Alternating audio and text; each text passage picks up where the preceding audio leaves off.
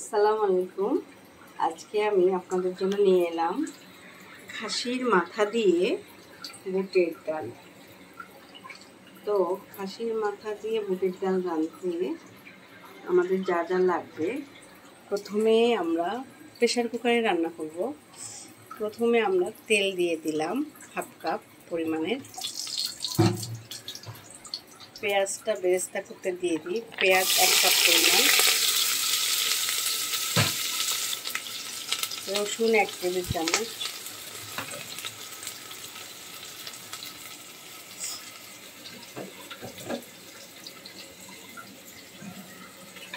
মশলাগুলো পেঁয়াজটা বেরেস্তা করতে হতে আমরা কিছু মশলা দিব সেটা একটু জেনে নিই।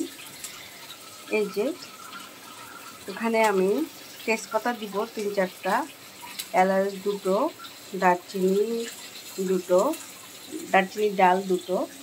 আচ্ছা, এখানে শুকনো মরিচের গুঁড়া, হলুদের গুঁড়া, জিরার গুঁড়া, ধনিয়ার গুঁড়া সব 1 চা চামচ পরিমাণ মতো, 1 চা চামচ পরিমাণ। আর হলো আপনার লবণ স্বাদ মতো।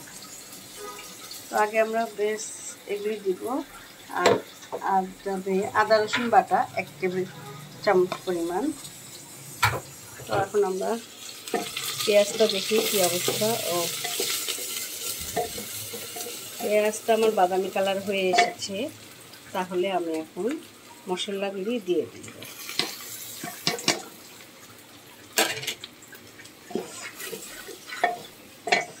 এবার দিব খাসির মাংসটা। খাসির মাংসটাকে ভালো করে কষিয়ে দিব। খাসির মাংস ভালো করে ধোয়া হয়েছে। এখানে খাসির মাংস বলতে খাসির মাথা আছে, জিহ্বা আছে।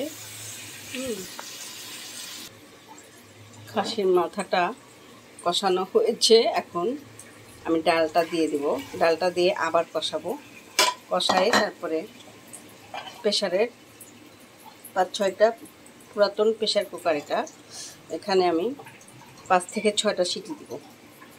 আর যদি নতুন হতো তাহলে 4 থেকে 5টা সিটি। আমি একটু কষিয়ে নেই।